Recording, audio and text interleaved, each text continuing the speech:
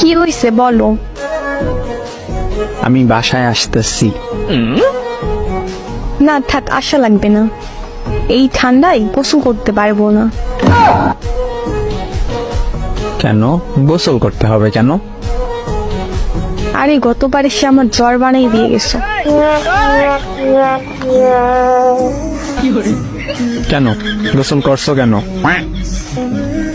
আর এমন জ্বর বানাও, পরে শাশুড়ি এমন মন্দ বলে এত জ্বর হয় কেমনে? আমি তো আর বলতে পারি না তার ছেলের জন্য সকাল সকাল গোসল করতে হয়। আরে আমি সেইটা বলি নাই, মানে এই জন্য আসবো না। তুমি সবসময় এটাই বলো, কিন্তু ঠিক আমার জ্বর হয়।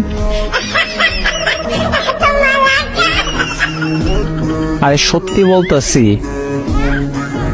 গতবারও বলছো।